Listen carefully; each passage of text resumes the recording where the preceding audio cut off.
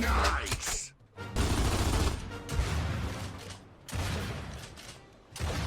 A parting gift. Grenade. Nothing but bits.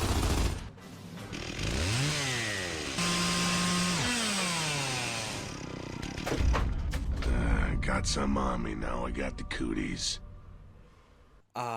Gears of War, a game derived from the Unreal Engine we all know and love, was originally planned to be a sequel to the Unreal series called Unreal Warfare, a class-based Battlefield-style game focusing on multiplayer. Whoa! That's surprising. This was back in the year 2000, and the project was put on hold so Epic Games could work on more Unreal games. Yes, that Epic Games. It's so freaking ironic. Gears Ultimate Edition, however, saw a new studio under its belt, the Coalition, led by a man who worked on the original Gears games, Rod Ferguson. The Ultimate Edition is the remaster, and it's done oh so right. But I'll get into that later. The inspiration for Gears came from games such as Kill Switch for the cover system, Bionic Commando for the fluid movement, and Resident Evil 4 with its over-the-shoulder camera, and the horror aspect.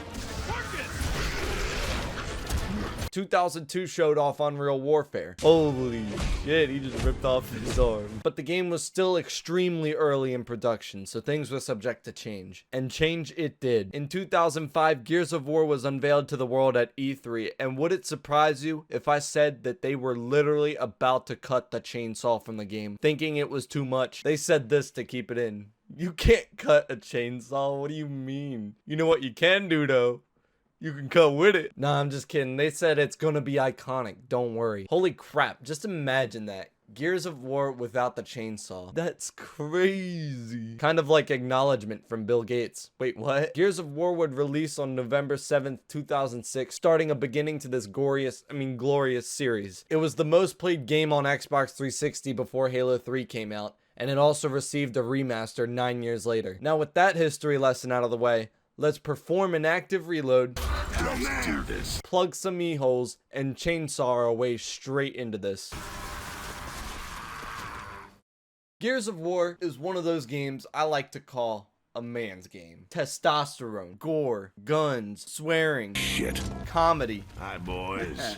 I can smell you two a mile away. Screw you, man. Get down here and see how much you like it.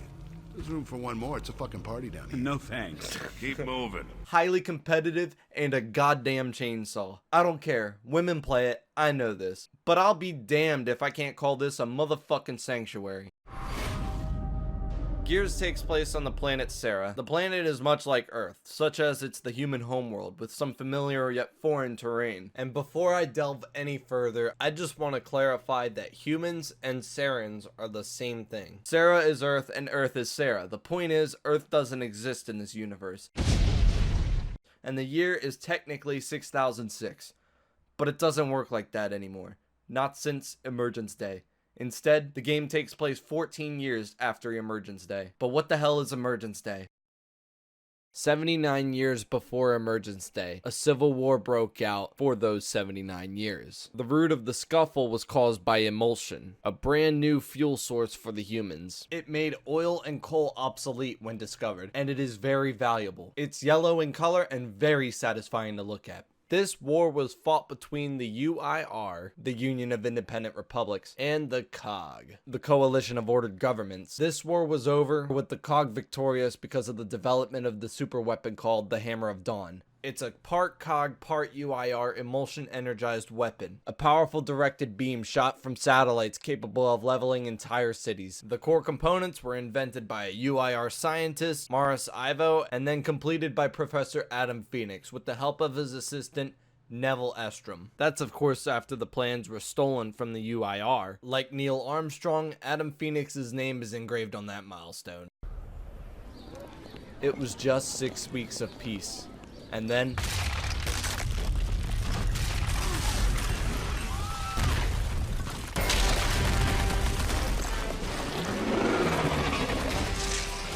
these things just came out of the ground, attacking almost every single major city on Sera, everywhere except the Jacinto Plateau, because the cities there were built upon granite and they couldn't dig up under all that. Massive casualties were recorded. They killed everyone they saw. Men, women, children, didn't matter. 25% of the entire human population, to be exact, were killed in a single day. But people that survived coined the phrase, "The lucky ones died on E-Day." These things were given the name the Locust Horde because this massive amount of death had only been seen in times of plague. The Locusts continued attacks for a whole year, and every counterattack by the COG proved to be useless, until the decision was made by Richard Prescott to use the Hammer of Dawn on their own cities. The COG gave the citizens of Sarah 3 days to evacuate to the Jacinto Plateau before the hellfires rained down. But still a heavy price to pay, because humans were still occupying the cities, but the humans finally gained a foothold. Now, of course, there's more things that happen from this point to the point we're at in Gears of War 1. I'm not gonna bore you with those details, basically because I don't know those details, but I sure would like to read up on some of that stuff. But most of this is found in the trailers of the original Gears and on the fandom page. Anyway, this is just enough lore for you to go ahead and understand where the story is at right now and the severity of the situation. And that's mainly because it's not really told in the game. You gotta dig a little bit deeper to find those fine details. But there is that opening cutscene with Emergence Day and the Hammer of Dawn strikes. So without further ado, I'm fast forwarding to the game's current events. 14 years after E-Day, a court-martialed Marcus Phoenix sits lonely on a cold cement ground, tortured by the sounds of snarling wretches desperately reaching to have a piece of that ass. Oh, yeah! As he sits and thinks, noise is heard at the door. Dominic Santiago and a little robot buddy named Jack bust through the door, and it turns into that scene in Fate of the Furious. Hoffman pardoned everybody. Just kidding. Welcome back to the army, soldier. Shit. Things just got good. Right off the bat, you are given the choice to go through some training or jump straight into combat. I love this because you're not required to go through the training. I'm looking at you, Gears 5. The game knows it's simple enough to just play. Also, it's a godsend if you already know how to play. And besides, the game shows quite literally everything you need to know within the first 5 minutes of gameplay. There's a point of interest that shows an incoming Raven dropping bombs on the building you're in, and right away you see how damage is displayed. After that, you kick in a door and the game says, "Bitch, this is the kind of game you're playing!" Another point of interest shows a watchtower blow up and crumble to the ground, so you think to yourself, maybe I should look out for these points of interest. They kind of badass. And before the entire watchtower falls, you fight the enemy on the bridge with some cover in between you and them. And you get acquainted with the core mechanics. When you clear out the next room, Locust busts through the door and down Dom, and you fight them off. Some hints pop up, but I can forgive it. Quick intro, and quickly getting into the action. Again, that's if you choose. Go the training route, it's not so bad. You just learn the basic crap on a different path in sections. But the game wants you to see those hanging dead bodies big time. I'm dead. This is basically the gameplay loop you'll experience. Slow moments where you talk to your team and or get info. Comedy here and there within those slow moments, although pacing is constantly abrupted when you radio the team or Anya. Use Jack to cut open most of the thicker doors and or personally do the job yourself with a badass kick. And then you engage the enemy. Win and do it again. Combat is fun. Powerful weapons become available as you progress with some awesome set pieces to use them in. In addition to that, downing an enemy gives you the ability to execute them with an epic curb stomp. God, please, no! No! No! Dead. Hopefully you don't forget to pick up some ammo. You're able to carry so much ammo, but it runs out fast, especially on the higher difficulties. Also, there's this mechanic called active reloading. You have to time the reload button right during a reload, and the payoff is a damage boost to the bullets you reloaded. Not to mention it's a quicker reload. It's a necessity to combat, and failing an attempt at an active reload, although humorous, is very punishing, especially in sticky situations. Come on! Fight through the pain! Occasionally you'll see the choice options like the one you see at the beginning throughout the rest of the game that'll have you spend some quality time with Baird. Corpser. It's pulling back. Yeah, it's gonna wait. Save us for later. Like a snack. Bullshit. You think I'm kidding? I think you're batshit crazy. That's what I think. Oh, ain't that cute. Like two assholes on their first date. You'll have the option to go the left or right path, both having their advantages and disadvantages. It also sets up for great co-op moments. After a shootout in the courtyard, a Raven gets shot down and the other clears out the rest so they can pick you up, just in time before a corpser emerges. You're on the Raven going to meet up with Colonel Hoffman, and here is where you're introduced to Lieutenant Min Young Kim and Anthony Carmine. The chopper lands and Hoffman doesn't like Marcus. He talks to Kim and Echo 419, Anya, gets a face to the name. Locust! Take cover! The entire plan is shouted out by Hoffman while they take fire from the enemy, and Marcus and Dom fight them off, spewing out some quotes as they do. So the COG have a light mass bomb, but they don't know where to use it. So they need a resonator deployed in the Locust tunnels to map out the target. The only problem is, it was Alpha's job to do it. They have the resonator, but they're missing. So Hoffman orders Delta Squad to find Alpha and the resonator and get the job done. You reach the House of Sovereigns, but not without some casualties. Something's wrong with this thing. It keeps jamming. See?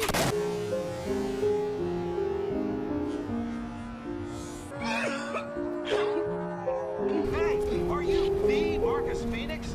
The one who fought at Aspio Fields? Yep. Wow, cool.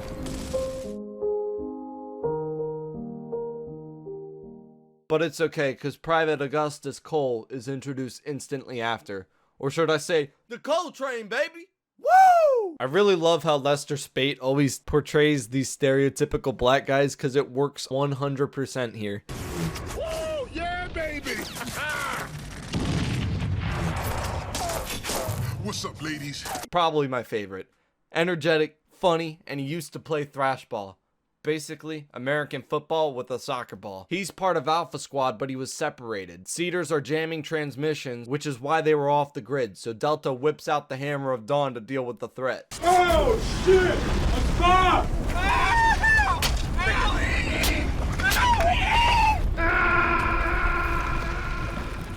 That's 3 for 3. You know, it's wild that these things don't malfunction. Oh, never mind. The only downside with this weapon is you can't use it all the time because the satellites need to be in range. Delta regroups with the rest of Alpha once comms are back online, and Damon Barrett is introduced. A smart-ass asshole who knows tech, but he's really likable. The COG are ambushed once again when the Ravens try to pick him up, and this time, the big shot Rom is introduced. He kills Kim in the most memorable way. And on top of that, you hear a woman speaking, implying there's more to the Locust horde that meets the eye. And the rest of the soldiers retreat into the nearby building, only to have to deal with a berserker. She's blind and relies on scent and sound to brutally mutilate you. And remember guys, female representation is important. Oh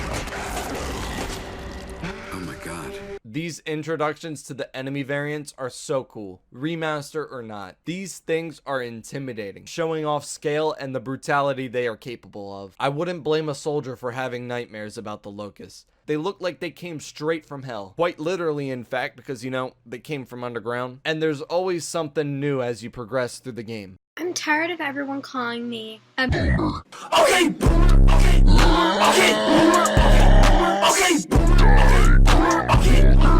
glorification, violence. Once that's taken care of, Hoffman promotes Marcus to the leader of Delta Squad for some odd reason. Even Barrett objects to this. Hoffman hates Marcus as of now because of what he did to become court-martialed. I imagine this is just a way to set Marcus up for punishment if he fails, cause he'll be held responsible for being team leader. Barrett and Cole join the squad and you take the reins on the mission at hand. You can even give your squad commands like regroup, attack, and ceasefire. These commands are useless. Trust me. It feels like you do everything by yourself anyway. Ravens can't pick you up, so you have to find another way. Dom knows a group of stranded held up in the city, led by a guy named Franklin. He was helping Dom look for someone, but that's a plot for another game. For now, you need a ride, and Dom cashes in the favor for Franklin's junker. Did I mention these guys don't like the COG? I guess using weapons of mass destruction on your own citizens doesn't sit well with everyone. Barrett and Cole stay behind, while Marcus and Dom get the junker under the darkness of night. and a new threat emerges, the Krill. When I was young, I remember being so terrified of this part. My first time playing this, it felt way longer back then than it actually was. The Krill feast upon you if you stray too far from the light, so you gotta traverse the streets using propane tanks and other methods to get to the gas station. After fueling up the junker, you leave and get to drive the thing. You defend against waves of Krill until you reach the stranded group and the rest of Delta who are being attacked by the locusts, and you deal with them in spectacular ways. There's environmental hazards here that you'll definitely want to take advantage of here, especially on higher difficulties. With all that said and done, you head west to the emulsion factory.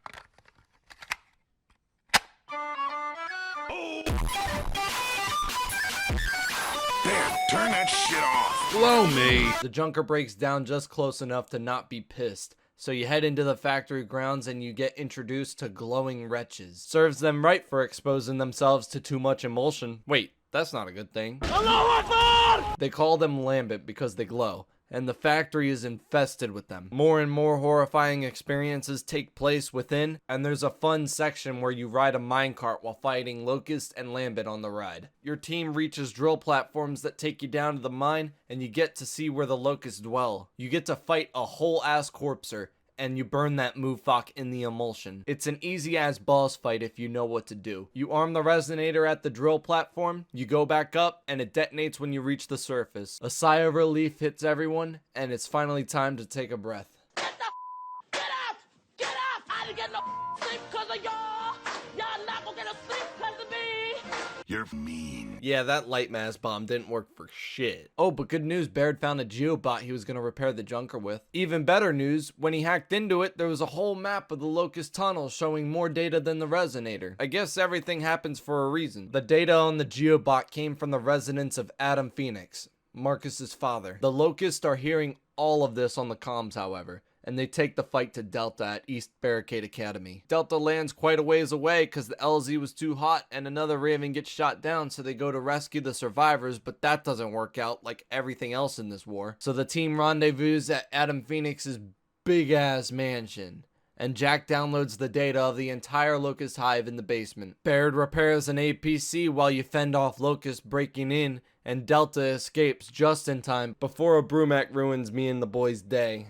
Gears Ultimate Edition added 5 extra missions to Act 5 that were in the PC version of Gears 1. These serve to fill the empty space between the original's Act 4 and 5, and I'm so glad they did this, because not only is it more content, but the original had no context about a train whatsoever, or what the plans were after Act 4. You just knew you had to get the data to the light mass bomb. The new Act 5 missions have you fight locusts in a city while you're trying to get power to the bridge back online, so you can rendezvous with the train in time to board it. But the Brumac from Act 4 is still chasing you. Some more Gears charm is here as well. Hello there.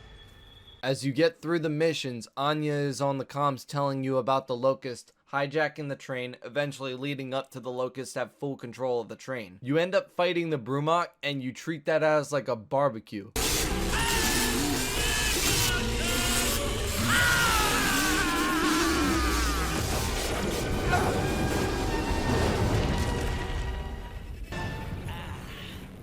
And in doing so, gets the power to the bridge back up and running. Now, Delta Squad is train bound. You arrive and jump on the train as it passes by at full speed. But Barrett and the coal train miss the train. How you gonna miss the train when you are the train, baby? Marcus and Dom fight their way through the train battling everything. Locust, Lambent, and even a Berserker, until they reach General Rom for an epic showdown. Rom uses Krill as a shield and a weapon, and he has this mini Gatling gun thing, so make sure your torque bow has full ammo. The fight would see him dead, and now it's time to deliver the goods. And just in time, Dom catches Marcus before the payload is unleashed upon the Locust Horde. Such a satisfying conclusion to this epic game. Marcus proved himself to the Colonel and the rest of Delta Squad, and the humans are granted a moment of triumph that won't last long. The camera pans out and you see the Queen of the Locust Horde sitting atop her war beetle, foreshadowing that it's not over yet. Of course it isn't. She pulls a Yui to the screen and the game ends. This game was so iconic. The trailer for the original Gears was another one of those trailers that could be placed in the top 10 list. The gritty art style, destruction, and Marcus fighting a corpser while Mad World Plays arguably makes this one of the most iconic trailers and songs to this day. I say that because sales for the song went through the roof, and it was #1 on iTunes because of this trailer. It really captured the feeling of helplessness, and it only continued with the writing. The writing and the characters are so fantastic. The attitudes, interactions with each other, and reactions to what is happening are so realistic. They really did pick the right people for the job, and it feels like even in these dark times, the characters brighten it up just enough to keep on trucking. Even the voice actors for the Locust are great too. Can't imagine how many glasses of water they had to drink. The soundtrack is up there with the greats too, and the sound effects just add to it. From the grenade sounds to the satisfying successful active reloads, and of course the chainsaw. Guns are held up to the same merit, familiar yet futuristic to Earth standards, and they look like they could be made in real life. The brotherhood formed at the end of the game between these four characters really shows. It may not have shown at the beginning, but dealing with a common mission and a common enemy makes the bond tight as can be. It's funny because it's like these two guys know each other, and then these two guys know each other, and then they come together, they all get to learn about each other, and they get the mission done, and then they love each other. A character might not like this character's personalities, but they deal with it because they're both soldiers, and then end up loving each other because of it. It's fucking awesome, and it's how it would work in real life too.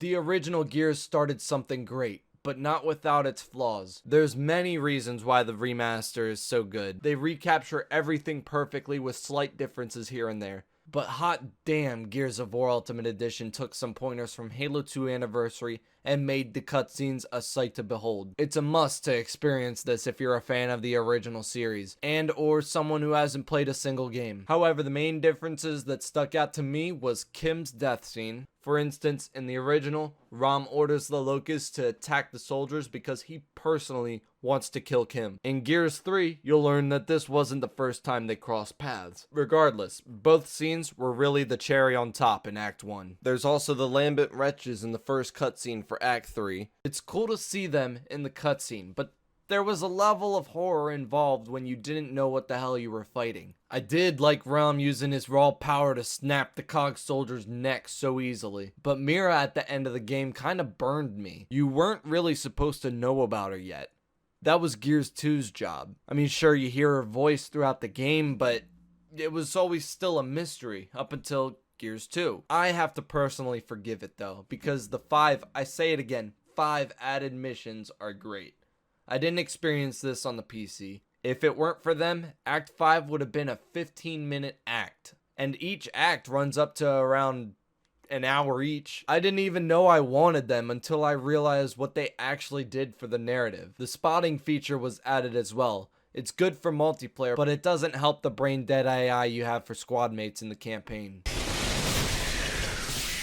Really, nigga? There's one thing I do miss, however, and that's the weapon pickup flip animation that was really cool. Both the original and the remaster have COG tags from fallen soldiers on the battlefield that are hidden in almost every level of the game, indicated by these red omens painted on the wall or other surfaces. However, finding all the COG tags in the remaster unlocks these comics you can read on your spare time. They're very good reads. The first follows Hoffman. The second is about Adam Phoenix in his last fight as a soldier of the COG with Anya's mother. The third and fourth are with Marcus and Adam and some characters you'll recognize. And the last tells a story of another Gears perspective on his journey through the Hollow, which is the plot of Gears 2. Makes me want to go out and buy the damn source material, not gonna lie. It would have been awesome if the Coalition did something like the Halo Anniversaries did, where you could swap between the graphics of both games. Maybe if they pushed it back another year, it could have been done, and it would have lined up perfectly with the 10-year anniversary.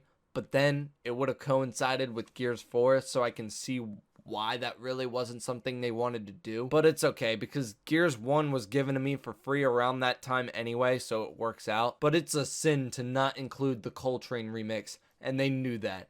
So at the end of the remaster, you can still jam out. Everything was done really well, and the complaints I had were kind of just nitpicks. And my first time finishing this game in 2015, I knew Gears was in good hands. The multiplayer is what made this series shine across the board. The butter to this bread, and not that fake shit. It's better than ever in Gears Ultimate Edition. You got the same maps and weapons from the original, just better quality all around. 1080p, 60 frames per second Gears 1 is so fun. feels great, and it stays true to what the multiplayer was. If you thought you were supposed to get this many kills to win, get the fuck out of here. Your goal is to eliminate the enemy. The game modes are elimination based. Team Deathmatch wasn't even a thing back then for Gears, although I'm glad to see it in this. In fact, it's the only thing that's populated now. Sure, game modes were pulled from other games, and that's great too, but keep in mind the original just had Warzone, 1 life each round, 5 rounds to win, assassination, a leader on both sides tries to stay alive so the rest can spawn, which would be General Rom or Hoffman. If the leader dies, the rest of the team is subject to elimination. Nowadays, it's called Guardian. Execution. Same as Warzone, but you gotta execute. And you can revive yourself when you're down. And Annex is the king of the hill we have now. You get the power weapons and take control of the map. Simple as that. Same concept as games such as Halo. But for those of you who don't know, the automatic weapons aren't your primary weapon. The shotgun is. Aggression is key to winning gunfights, and evading by sliding into cover all around you trying to pop off shots on the enemy goes hand in hand with it. That, my friends, is called wall bouncing, and you better get good with it if you want to be victorious in Gears.